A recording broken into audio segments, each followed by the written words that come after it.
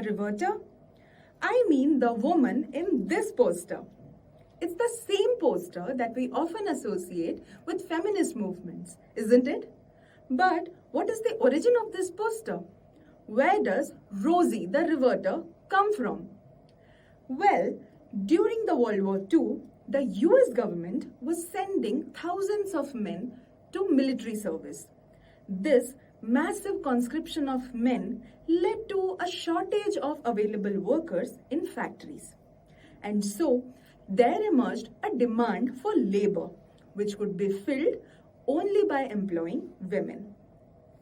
Thus, the government decided to encourage women to do jobs that were traditionally done by men.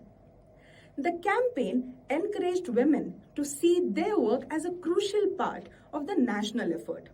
It portrayed their work as a vital contribution to the wartime effort. Mind you, this effort was not designed to help women increase their standing in the society, but to use their physical labor to help the United States win the war. It emphasized that their labor is essential to support men in the battlefield and lead the United States to victory. Women responded to this call of need. They filled positions that were traditionally held by men. They began to work in heavy industries like construction machinery, took up roles in lumber and steel mills, as well as did physical labor like unloading freight, building airships, and making munitions. They drove trucks, repaired airplanes. Many women felt that they enjoyed the autonomy these jobs provided them with. It expanded their own expectations for womanly duties and capabilities. Cut to 1942. The first image we now consider to be Rosie the Riveter was created by the American artist J. Howard Miller. He designed a poster titled "We Can Do It" as part of the Westinghouse Electric Corporation's wartime production campaign in order to recruit female workers. Miller's drawing portrayed a woman in a red headscarf, flexing her bent arm, rolling up her sleeve. The term Rosie the Riveter came up just a year later in a song by Red Evans and John Jacob Loeb. This song lauded the patriotic qualities of the female war employee who defended America by working tirelessly on the home front. The song became a national hit. Women who worked in the war began to call themselves as Rosies.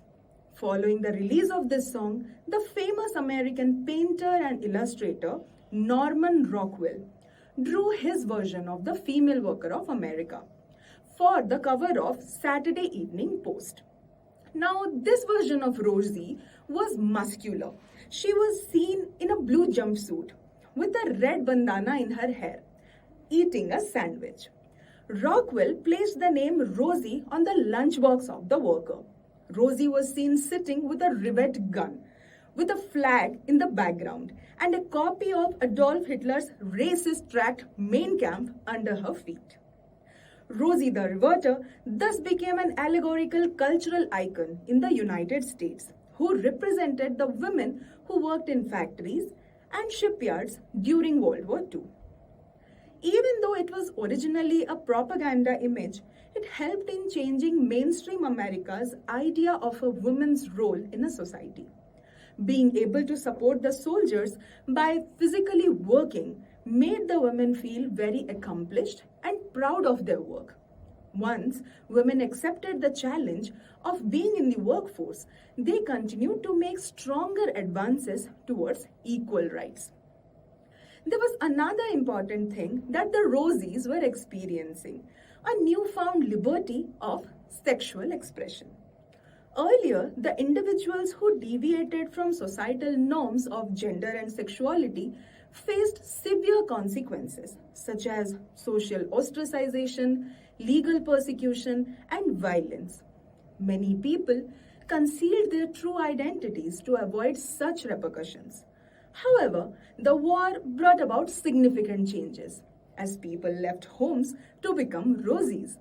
Particularly, women and teenage girls who entered the workforce in industrial roles previously reserved for men.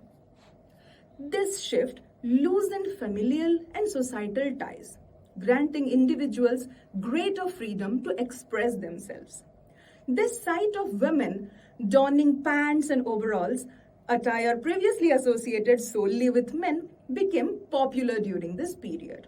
Establishments where queer folks could socialize also became very popularly known, such as cocktail lounges, cafes, bars, and nightclubs.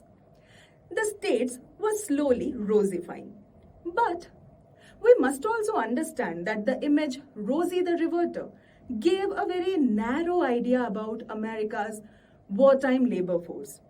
Posters like Rosie's overlooked the hundreds of black women who were working during the war.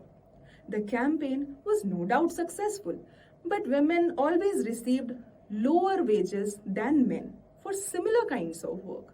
Moreover, when the war ended, women were the first to be laid off, and jobs were made available for the returning war veterans. Suddenly, all the government advertisements were praising the housewives.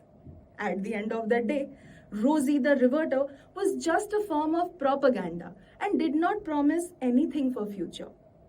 In the 1970s, women from the second wave feminist movement rediscovered Rosie the Riveter and transformed the World War II era propaganda poster and her slogan, "We can do it," into a symbol of feminist movement. Second wave feminists saw Rosie as a powerful emblem of women's strength, resilience, and capabilities. They embraced Rosie's message of "we can do it" as a rallying cry for gender equality and women's rights.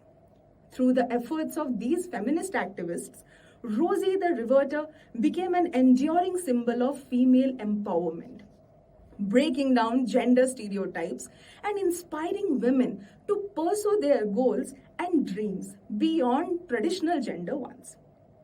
The image of Rosie flexing her muscle became an iconic representation of women's strength, determination, and ability to overcome challenges. And thanks to those feminists, the image is very popularly known even today, far beyond its narrowly defined purpose during the war. The recent adaptations of this poster have also been very inclusive. Rosie's got a whole new vibe. So when are you Rosifying yourself?